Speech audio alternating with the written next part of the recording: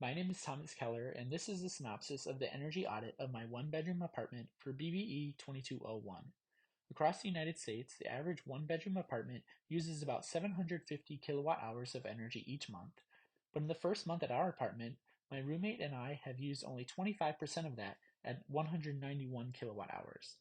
That 750 kilowatt hour estimate may even be an underestimate for Minnesota because, for some energy context, electricity usage is the second highest in the Midwest, likely because of the electricity some residences use for heating during frigid winters. I think my energy usage is so much smaller than the national average because I have yet to use any air conditioning and space heating, which would take up an average of 32% of the electricity in an apartment. Likewise, 24% of the electricity in an apartment is dedicated to refrigerators, lights, and TVs, as well as another 13% coming from fans, coffee makers, phone chargers, and the like.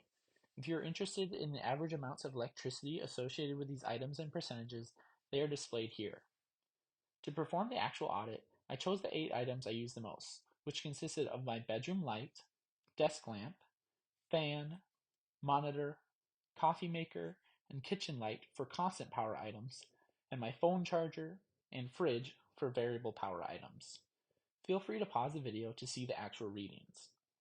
For variable power items, I measured the total watt hours over at least 24 hours, then divided that by the total hours measured to find an average instantaneous energy use.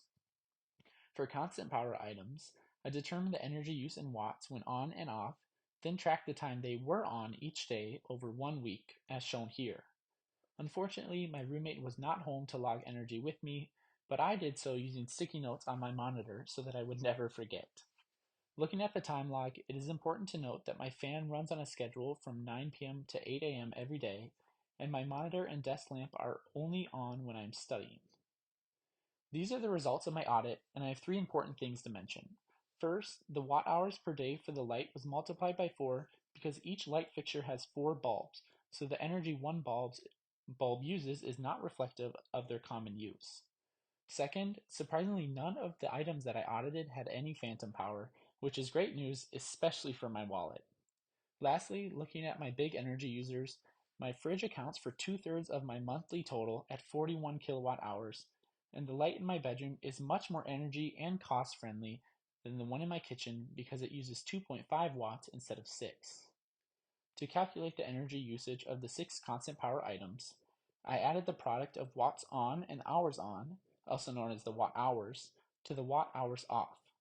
For the 2 variable power items, I divided the total watt hours measured by the hours it was measured, then multiplied that by 24 hours in a day. Lastly, for the lights, I multiplied the wattage listed on each bulb by the hours on, as well as mentioned before, the number of bulbs in a fixture, just to be more realistic.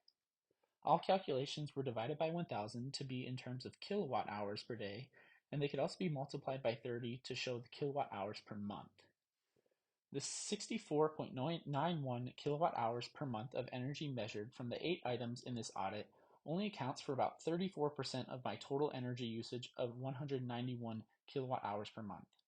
I think that the remaining 66% comes from the water heating for my frequent showers and other appliances such as the oven and microwave that I was not able to measure without tearing apart my apartment.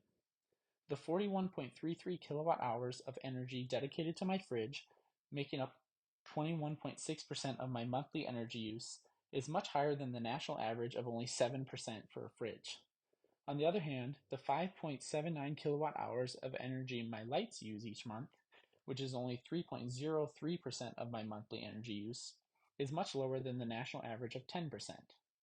I find this promising because it shows the energy consumption that I can control, such as turning off the lights, is working, and I can't really control the fridge. Nevertheless, I've devised 2 ways that I can save energy and money in the future. First, I can have my fan turn off after I've fallen asleep, as I really only need it for white noise. By only having it on from 9 to 11 p.m., I could save 10.58 kilowatt hours and $1.09 per month.